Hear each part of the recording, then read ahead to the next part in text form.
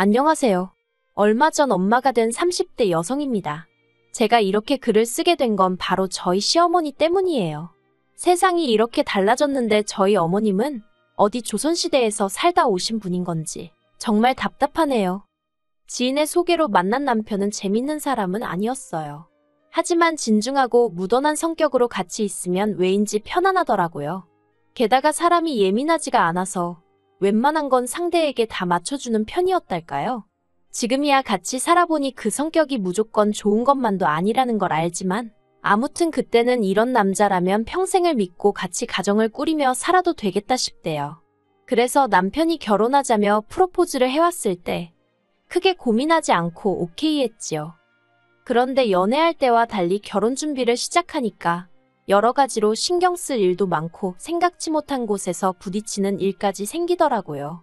그도 그럴 것이 저희 두 사람의 기분만이 아니라 양가 부모님들의 기분도 그렇고 여러 가지로 신경 쓸 일이 많았거든요.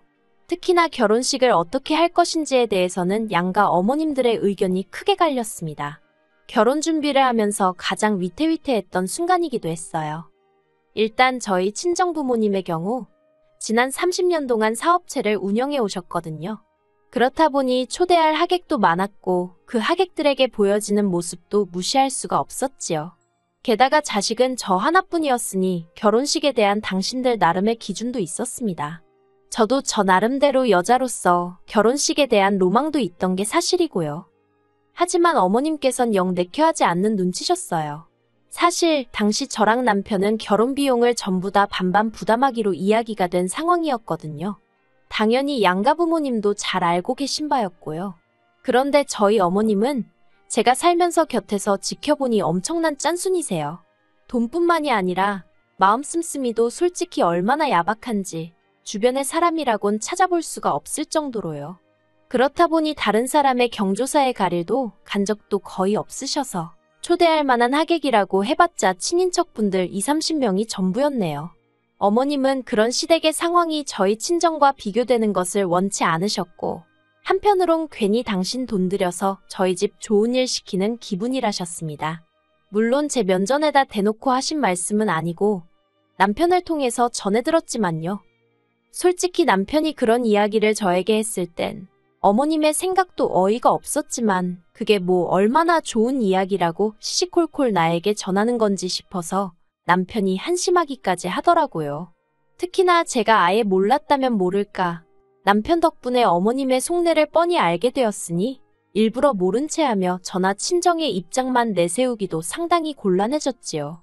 그래도 다행히 친정 부모님께 이런 사정을 전하니 사람마다 기준이 다르니 그런 것 아니겠냐며 친정부모님이 결혼식 비용을 전적으로 부담해 주시겠다 하시대요. 친정부모님의 도움으로 그렇게 어머님과는 직접적으로 부딪힐 일 없이 결혼식을 진행하게 되었습니다. 그리고 이후로 솔직히 저는 제 결혼 생활 자체에 대해서는 고민이나 걱정을 하지 않았어요. 남편은 착실하게 직장 생활을 이어나갔고 저 또한 제 일을 즐기고 있었으니 조만간 아이도 갖고 그러면 완벽한 가정을 꾸릴 수 있겠구나 싶었거든요. 하지만 인생은 계획대로 되는 법이 없다더니 이게 웬걸요? 결혼한 지 3달 만에 남편이 직장을 잃게 될 줄은 상상도 하지 못했어요. 남편은 당시 직원 수 10명 남짓의 작은 중소기업에서 근무하고 있었는데 대표랑 이사가 절친한 사이라고 했거든요. 그래서 회사 분위기도 좋고 일도 할만하고 여러 가지로 마음에 든다고 했었지요. 그런데 그런 직장이 알고 보니 두 인간이 짜고선 탈세와 범법행위를 저지르던 곳일 줄 누가 알았겠어요? 남편이 말하길 자기도 그저 말단 직원 중 한 명이었기에 아무것도 몰랐답니다. 솔직히 그 말의 진위를 제가 알 수는 없지만 제가 남편을 믿어줘야지 아니면 누가 남편을 믿어주겠어요? 아무튼 그래서 남편 회사가 하루아침에 문을 닫더라니까요. 비록 제가 맞벌이를 하고 있기는 했지만 갑자기 외벌이가 되고 졸지에 원치 않던 가장의 무게까지 얹혀지니 하루하루가 힘들어지대요. 까놓고 말해서 먹고 사는 문제가 생기고 그런 것은 아니었지만 매일 아침 풀죽은 남편의 모습을 볼 때마다 안쓰럽기도 하고 마음이 착잡하더라고요. 게다가 저희는 원래 신혼은 반년 정도만 즐기고 바로 아이를 가질 생각이었습니다. 남편은 저보다 3살이 많았고 결혼 당시 이미 30대 후반이 되어가고 있었기 때문에 태어날 아기에 대한 걱정이 많았거든요. 그런데 상황이 이렇게 되다 보니 솔직히 아이를 갖는 건 저희에게 사치라고 느껴지대요. 그래서 임신과 출산이라는 문제도 당분간 뒤로 미루게 된 거고요. 그런데 이런 모든 사정을 다 알고 계시면서도 어머님께서는 저희만 봤다 하면 아이는 언제 낳을 거냐며 스트레스를 주셨습니다. 당신 주변 분들은 다 손자 손녀 재롱 보고 사는 재미로 산다면서요. 그리고 그런 철없는 어머님의 불평불만을 듣다 못한 제가 결국 한 번은 어머님 떨어 애는 낳아놓기만 하면 알아서 크는 거냐고 따졌어요. 그러자 어머님이 하시는 말씀이 지먹을 수저는 입에 물고 태어난다는 소리도 못 들어봤냐는데 어이가 없었지요. 무슨 화분에 꽃 키우는 것도 아니고 애를 낳아서 먹고 살게만 해주면 되는 건 아니잖아요. 하지만 어머님하고 제가 말싸움을 할 것도 아니고 그래서 그냥 사정이 나아지면 나을 거라고 말씀드렸습니다. 이후로 2년이란 시간이 흘렀어요. 그 사이에 남편도 새로운 직장을 구했고 저는 친정아버지 밑에서 일을 시작했지요.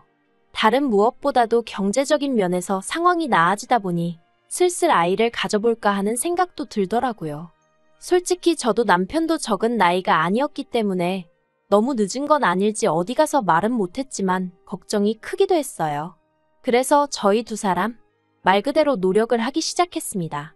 주기에 맞춰서 병원도 찾고 운동도 하고 그랬더니 그토록 원하던 아기 천사가 저희를 찾아와 주대요. 그런데 예정일을 3주나 앞두고 예기치 못한 진통이 찾아왔습니다. 저는 출산 예정일 2달 전부터 친정아버지의 배려로 직장을 나가지 않고 집에서 컴퓨터로 일을 하고 있었거든요. 그래서 진통이 찾아왔을 때도 혼자 집에 있었던 거예요. 처음엔 바보 같게도 금방 가라앉겠지 생각하고 어떻게든 참아보려고 했어요. 내가 뭘 잘못 먹었나 그런 한심한 생각을 하면서 말이에요. 그런데 시간이 갈수록 점점 식은땀이 나면서 이게 보통 일이 아니라는 걸 깨닫고는 바로 119에 전화를 걸었고 그렇게 구급차에 오르게 되었습니다. 구급차에 타서 출산을 하기까지 솔직히 아무런 기억이 안 난다고 말해도 거짓이 아닐 만큼 정신이 하나도 없었어요. 게다가 진통은 점점 더 심해져만 가는데 아이는 나올 기미가 없으니 미치겠더라고요. 이렇게 표현해도 될지 모르겠지만 이러다 죽을지도 모르겠다 싶었다니까요. 결국 유도분만까지 실패하면서 제왕절개로 지금의 아들을 낳게 되었네요. 자연분만이면 어떻고 제왕절개면 어떤가. 아이도 건강하고 저도 무사하니 다행이라며 남편이 무척 좋아했어요. 그리고는 어머님께 제가 직접 전화를 드렸으면 하대요. 기쁜 소식이니 주인공이 직접 전하는 게 뜻깊을 것 같다고요. 그런데 전 솔직히 어머님과 말 한마디 나눌 기력이 없었거든요. 하지만 남편이 아기로 그런 제안을 한 것이 아니니 싫다고 하기도 좀 그렇대요. 그래서 그냥 좋은 게 좋은 거란 생각으로 어머님께 전화를 드렸습니다. 하지만 전화상으로 듣게 된 어머님의 말씀은 실망스럽기 짝이 없었어요. 어머님은 제가 아들을 그러니까 어머님의 친손주를 제왕절개로 낳았다는 사실에 무척 분개하셨거든요. 제왕절개로 아이를 낳으면 애가 멍청하니 약해 빠졌느니 그 말들이 사실이라고 생각지도 않고 사실도 아니지만 그래도 할머니란 분이 이미 태어난 애와 고생한 며느리를 앞에 두고 그런 식으로 표현을 하신다는 게 참으로 어이가 없더라고요. 그래서 듣다 못한 제가 전화를 스피커폰으로 돌렸어요. 옆에서 아무것도 모르고 실실 웃으며 좋다고 저를 쳐다보는 남편도 어머님이 며느리한테 어떤 식으로 말씀하시는지 들어보란 심정이었지요.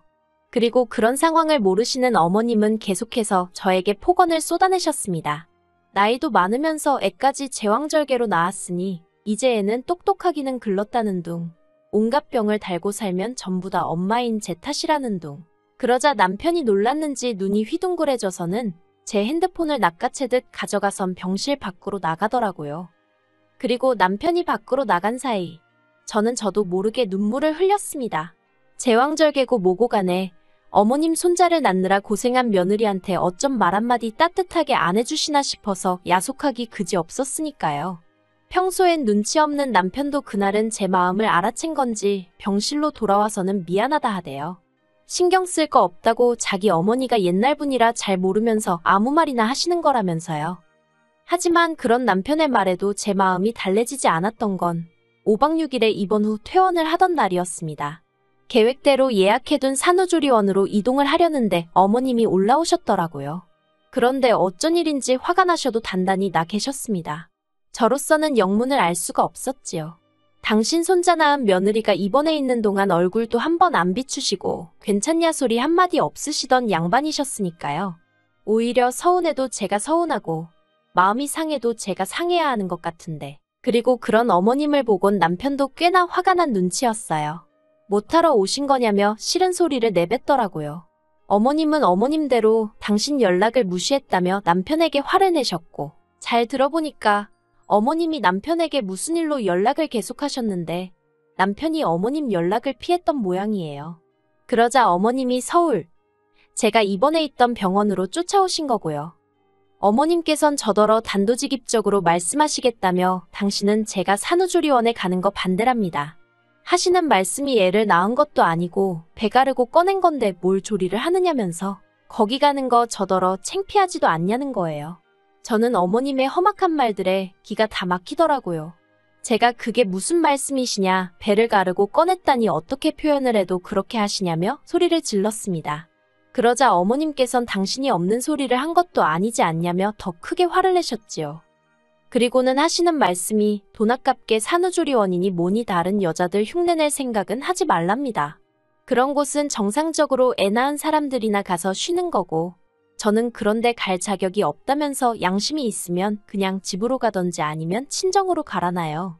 정말이지 어머님의 말 한마디 한마디가 비수가 되어 제 가슴을 후벼 파는 것만 같았네요.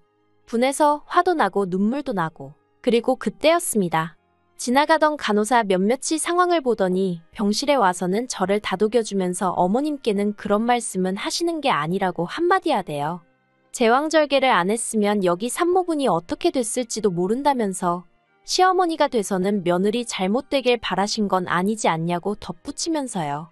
그러자 어머님이 못마땅한 표정을 짓더니 의사도 아니고 간호사 주제에 별참견을 다한다는 식으로 막말을 하시는 거예요.